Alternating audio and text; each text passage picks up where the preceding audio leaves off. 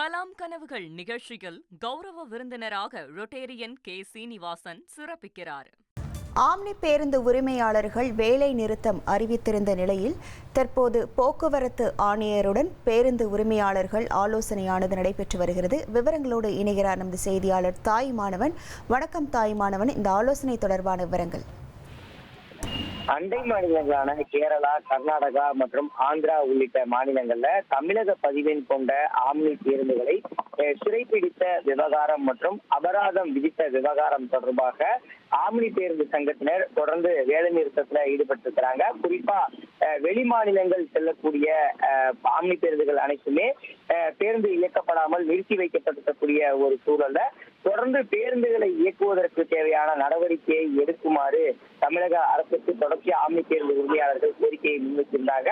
அண்டை மாநில அரசுகளோடு இணைந்து பேசி ஒரு சுமூக உடன்பாடு எட்ட வேண்டும் என்பது ஆம்னி பேருந்து உரிமையாளர்களுடைய கோரிக்கையாகவும் இருந்து வருகிறது. குறிப்பாக சாலை வரி, மாநிலங்களுக்கான சாலை வரி விதிப்பதுல இருக்கக்கூடிய சிக்கல்கள், நடைமுறை சிக்கல்கள் காரணமாக இந்த பிரச்சனை என்பது எழுந்திருக்கக்கூடிய ஒரு சூழல்ல தமிழக அரசின் சார்பில் தமிழக போக்குவரத்துறை அமைச்சரை ஆம்னி பேருந்து சங்கத்தினர் நேற்றைய தினம் அரியலூர்ல சந்தித்து பேச்சுவார்த்தை நடத்தியிருந்தாங்க.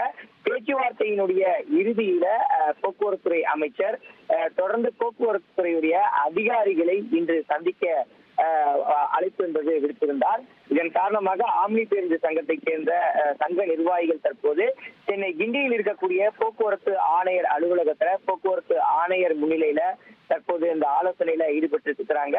தங்கள் தரப்புல என்னென்ன மாதிரியான பாதிப்புகள் இருக்கிறது, குறிப்பா ஏற்கனவே தமிழகத்தில் தான் தனியாக அந்த சாலை வரி என்பது விதிக்கப்பட்டு அந்த வெளிமாநில பதிவெண் கொண்ட வாகனங்கள் இயக்கப்படக்கூடாது உள்ளிட்ட நடைமுறைகள் என்பது பின்பற்றப்பட்டன.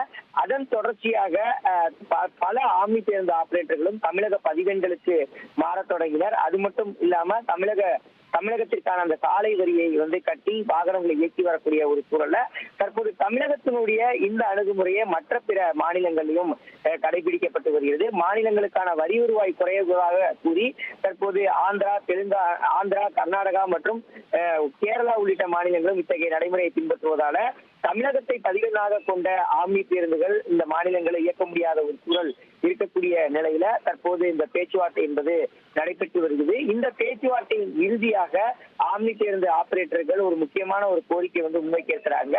ஆம்னி பேருந்துகளுக்கென தனியாக பர்மிட் என்பது வழங்க வேண்டும் என்பது அவர்களுடைய ஒரு பிரதான கோரிக்கையாக இருக்கிறது. அப்படி தனி பர்மிட் வழங்கினால் மட்டுமே அண்டை மாநிலங்களுக்கு எளிமையாக பேருந்துகளை இயக்க முடியும் என்பதால இதற்கான நடவடிக்கை எடுக்க வேண்டும் என வலியுறுத்தி வராங்க.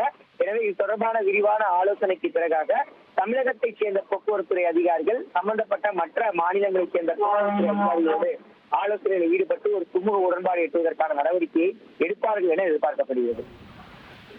விவரங்களுக்கு நன்றி தாய்மானவன். கலாம் கனவுகள் நிகழ்ச்சியில் கௌரவ விருந்தினராக ரொட்டேரியன் கே. சீனிவாசன் சிறப்பிக்கிறார்.